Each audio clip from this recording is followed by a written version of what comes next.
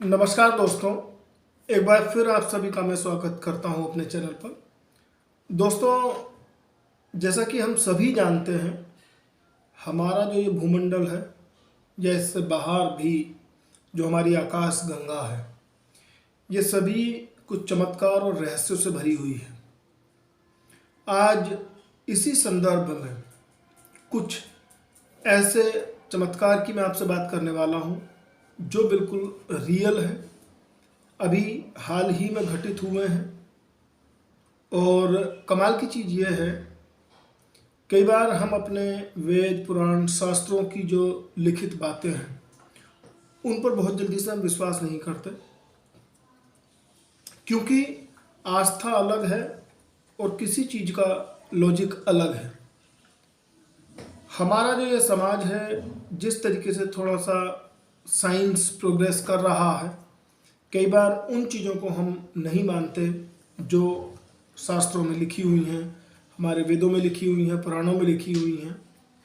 तो मैंने सोचा कि क्यों ना मैं एक ऐसी सीरीज शुरू करूं जहां हम चमत्कारों की बात करें।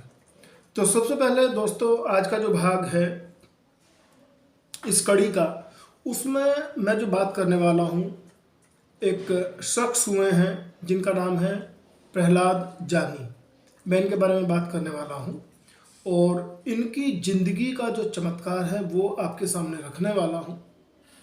दोस्तों, आप जानते भी हैं, हम सभी लोग अगर मानव जाति की बात करें तो 2 दिन भी खाए पिए बगैर रहना बहुत मुश्किल है। ज़्यादा से ज़्यादा अगर बहुत ज़्यादा कोशिश की जाए तो आप ये समझिए, खाए बगैर तो हो सकता है एक आदमी 1 हफ्ते रह जाए, लेकिन पानी पिए बगैर बिल्कुल नहीं रह सकता। लेकिन एक ऐसे इंसान जो करीब 79-80 ईयर्स तक बगैर खाए पिए रहे, मल मूत्र का भी इन्होंने त्याग नहीं किया, तो मैं ऐसे ही इंसान के बारे में बात करने वाला हूँ। उनका नाम है दोस्तों प्रहलाद जानी। जन्म प्रहलाद जानी का 13 अगस्त 1929 को गुजरात में हुआ।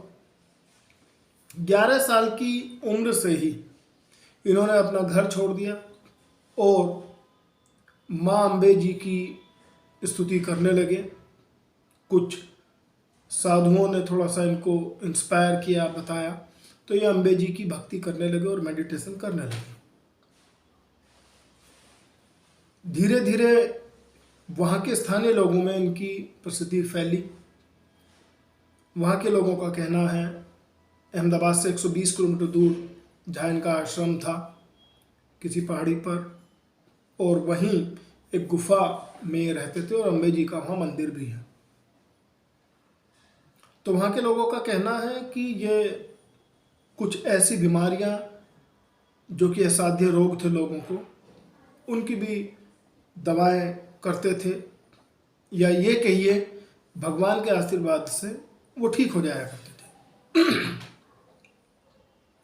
सन 2010 में डीआरडीओ के जो साइंटिस्ट हैं, या ये कहिए भारत सरकार के कहने से डीआरडीओ ने इनको अपने यहाँ बुलाया और 15 दिन तक सीसीटीवी जो कैमरा है उनकी निगरानी में रखा। ये अगर आप डेट जानना चाहते हो मैं बता देता हूँ, 22 अप्रैल सन 2010 से लेकर के 6 मई 2010 तक डिफरेंट इनकी स्कैनिंग्स हुई, जैसे एमआरआई हुई, अल्ट्रासाउंड हुआ, एक्सरेज हुए, और देखा कि जो बॉडी की फंक्शनिंग थी, वहाँ के साइंटिस्टों ने पाया, बहुत सारे डॉक्टर्स की एक टीम लगी हुई थी, कि फंक्शनिंग बिल्कुल नॉर्मल है। और आप ये देखिए, फंक्शनिंग नॉर्मल है और इन्होंने 15 दिन तक वहाँ कुछ भी खाया नहीं, पिया नहीं और ना ही मलमूत्र का त्याग किया। इसके विपरीत उन डॉक्टर्स ने पाया, जब इनकी बॉडी को देखा गया, कि अगर पानी आता भी है तो किडनी के पास अचानक एक मैजिकल तरीके से वो गायब हो जाता है।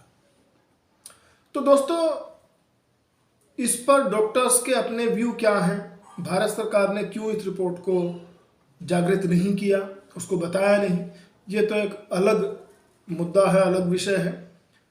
लेकिन शायद उन्होंने जो ये रिसर्च की वो इसलिए भी की होगी कि सीमा पर जवान जो हमारे रहते हैं, हो सकता है कुछ ऐसी सुपर नेचुरल पावर इनके पास हो, प्रहलाद जानी जी के पास, जिसका पता लगाया जा सके और ऐसे कुछ ह्यूमन तैयार किए जा सके कि जो सीमा पर बगैर खाए पिए रह सकते हैं। हालांकि ये रिसर्च अभी भी इतिहास के पन्नों में बंद है। अब यह नहीं पता कि इस रिसर्च का अगला निष्कर्ष क्या होगा, लेकिन हम अगर बात देखें, कोई इंसान 79 ईयर्स तक बगैर खाए पिए कैसे रह सकता है। और अगर हम आप इनके निधन की बात करें तो 26 मई 2020 को इनका निधन हो गया।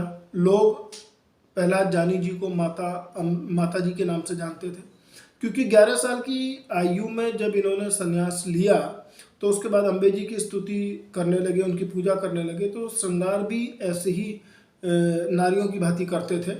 और तो इस तरीके से वहाँ ये माता जी के नाम से फेमस रहे। और दोस्तों, मैं केवल एक ही चीज़ आपसे शेयर करना चाहता हूँ। आप अगर इन इन्फॉर्मेशन को चाहें तो इनकी वैलिडिटी चेक कर सकते हैं गूगल पे जा करके। ये मुद्दा केवल आज इसलिए मैंने आपके सामने रखा है कि देखिए, चमत्कार होते हैं और कहते भी हैं भक्ति में बहुत बड़ी शक्ति है। मेडिटेशन अपना रंग दिखाती है और शास्त्रों में जो चीज़ें लिखी गई हैं दोस्तों, वो कहीं भी गलत नहीं है।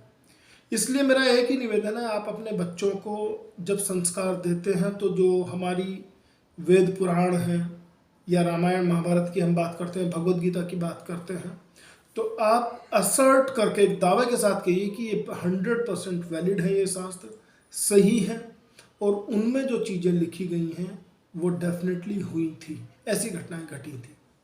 आप देखिए तो सही, ये जो मेडिटेशन या भक्ति का एक संसार है, कुछ डिफरेंट है, अलग है। देखिए, मैं खुद एक एस्ट्रोलॉजर हूँ, हॉरोस्कोप देखता हूँ लोगों की, तो हॉरोस्कोप से भी परे एक दुनिया है। वो दुनिया है भक्ति की, वो दुनिया है मेडिटेशन की, वो दुनिया है त्याग की, वो दुनिया है सेवा की। अगर हम इन चीज़ों का सहारा लेते हैं, त्याग करते हैं, सेवा करते हैं, भक्ति करते हैं, मेडिटेशन करते हैं, तो हम अपने जन्मों के, कई जन्मों के पाप काट सकते हैं और अगली आने वाली पीढ़ियों को खुशहाल बना सकते हैं, सुखी बना सकते हैं। तो दोस्तों, आज के एपिसोड में केवल इतना ही। अगली बार फिर मैं कोई एक ऐसी ही चमत्कार की कहानी लेकर के आपके सामने प्रस्तुत जरूर होऊंगा। तब तक के लिए धन्यवाद, नमस्कार, जय हिंद।